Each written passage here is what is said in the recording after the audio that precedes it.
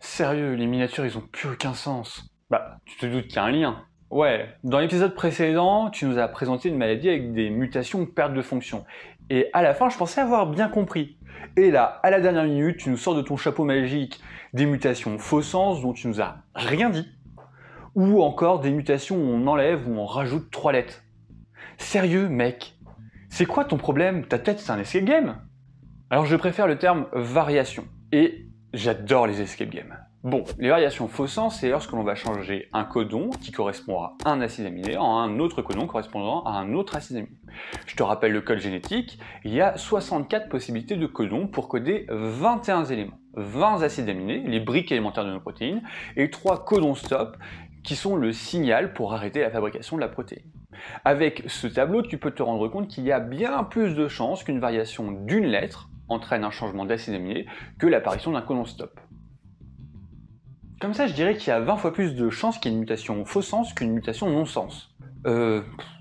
Si tu le dis. Puis je préfère variation. Non mais c'est simple, il y a 3 possibilités de variation pour la première lettre d'un codon. Et je te coupe tout de suite, ce n'est pas le sujet de l'épisode. On va perdre tout le monde et en plus tu as très probablement raison. Disons que juste au vu du code génétique, il y a théoriquement 20 fois plus de variations faux sens que de variations stop. Ce sont donc théoriquement des variations beaucoup plus fréquentes. Elles peuvent donner plein de choses, mais ça dépend d'où elles interviennent, ce qu'elles modifient, etc., etc., etc. En gros, ce n'est pas toujours simple de composer avec. Et pourquoi c'est pas simple de composer avec? C'est exactement ce que je vais te montrer avec l'exemple de l'ostéogenèse imparfaite qui est au gène col1A1 et col1A2.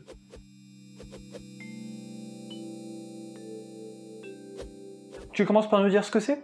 Ok, l'ostéogenèse imparfaite, c'est une maladie rare, pour ne pas changer, et l'autre nom, c'est la maladie des os de verre. Ah, d'où le crâne de...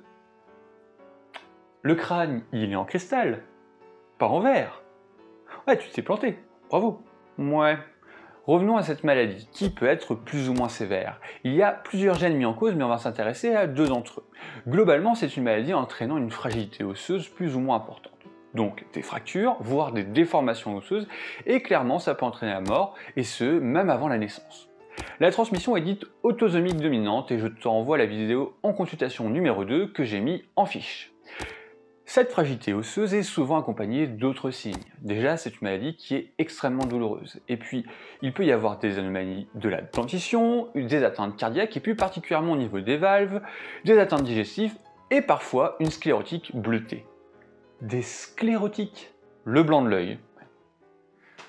Sérieux, les marcheurs blancs, c'est l'iris qu'ils ont de bleu. Ouais.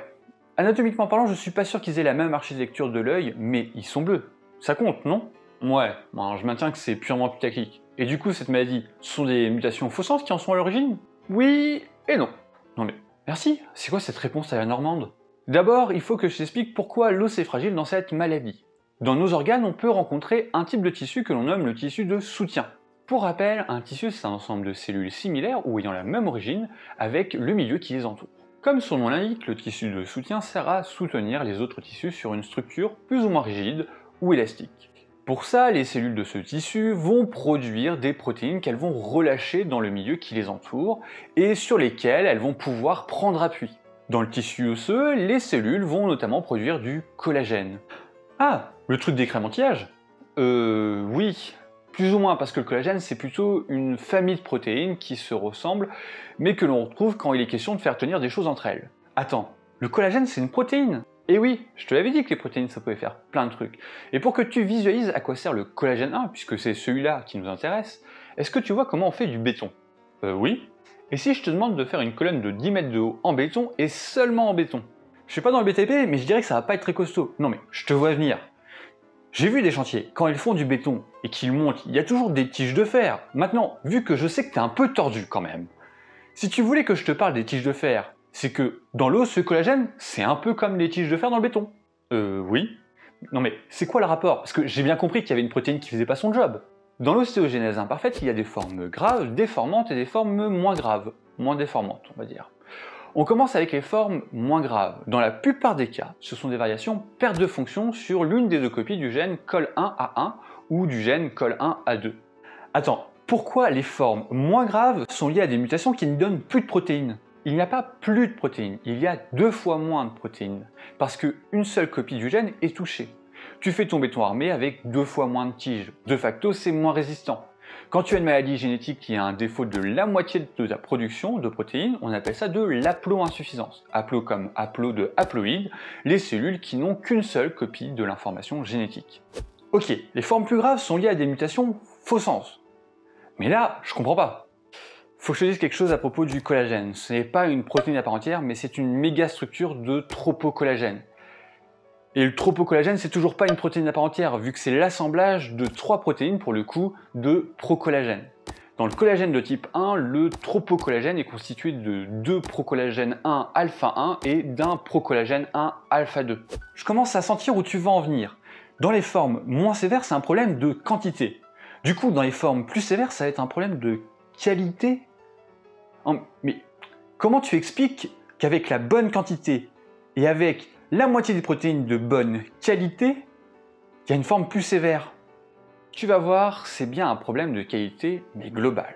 Pour que le tropocollagène s'assemble correctement et qu'il soit solide, les 3 protéines de procollagène présentent une répétition de 3 acides aminés particuliers, une sorte de motif grâce auquel elles s'accrochent bien entre elles solidement.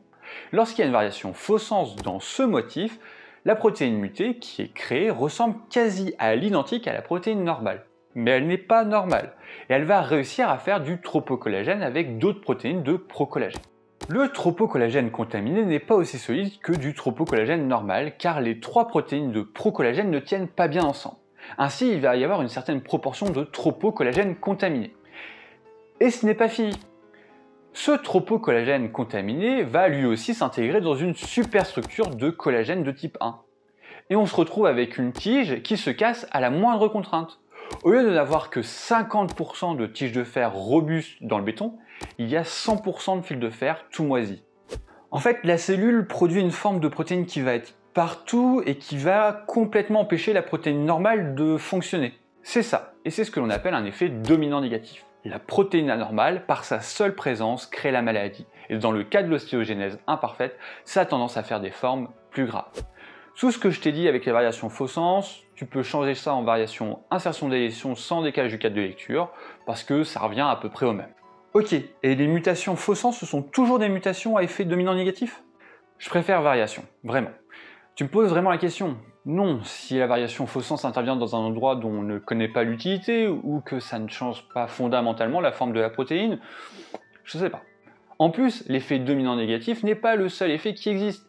Il reste quelques petits trucs à te montrer et je te propose un 3e exemple, encore une fois concernant une variation faux sens, et sur un autre effet qu'elles peuvent faire apparaître. Et dans la miniature, il y a un piano. Pourquoi? Je ne sais pas si tu connais Michel Petrucciani, c'est un pianiste de jazz virtuose, malheureusement décédé, et qui présentait une forme sévère d'ostéogenèse imparfaite. C'est d'ailleurs un de ces morceaux que l'on écoute en fond depuis le début, et j'espère ne pas me faire striker l'épisode pour ça.